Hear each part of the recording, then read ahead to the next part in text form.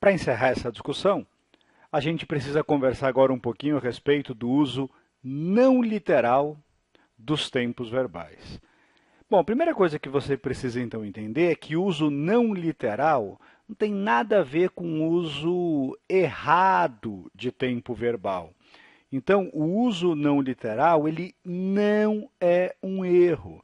É muito comum, e isso não é um fenômeno apenas do português, que a gente use um tempo verbal em lugar do outro. E por quê?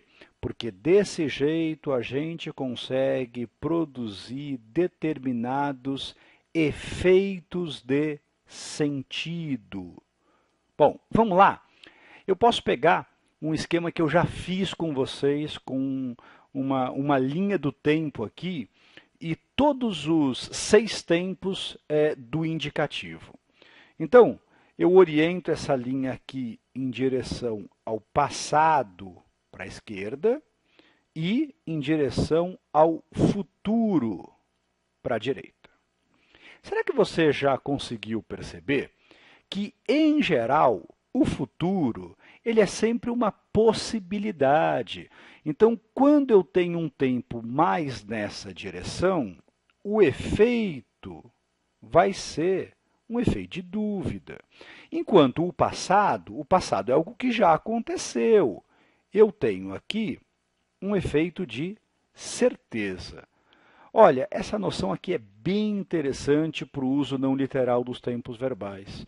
Quando eu uso um tempo no lugar do outro e venho em direção ao passado, a tendência é o aumento da certeza. Quando vou em direção ao futuro, a tendência é aumento de dúvida. Querem ver um exemplo?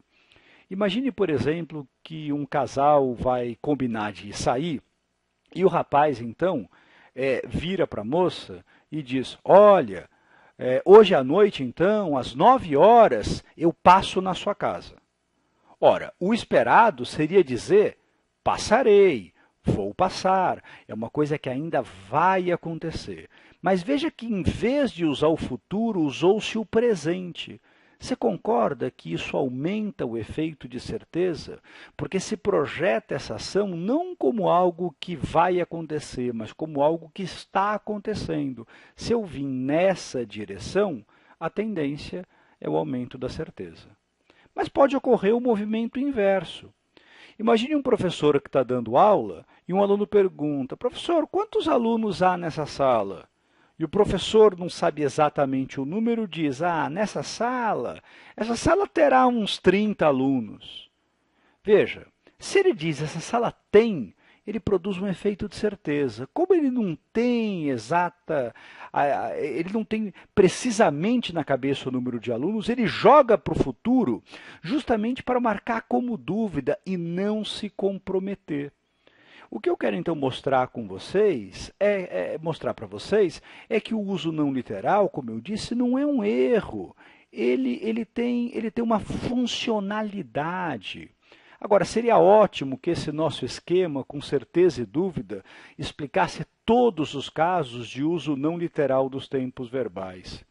Infelizmente, ele não explica e existem alguns outros casos que vocês também precisam conhecer. Vamos lá? Vou tentar resumir.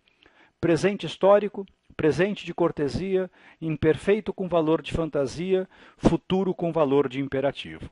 O presente histórico, gente, é aquele que muitas vezes o professor usa na aula de história, quando ele diz, no dia 7 de setembro de 1822, é proclamada a independência do Brasil.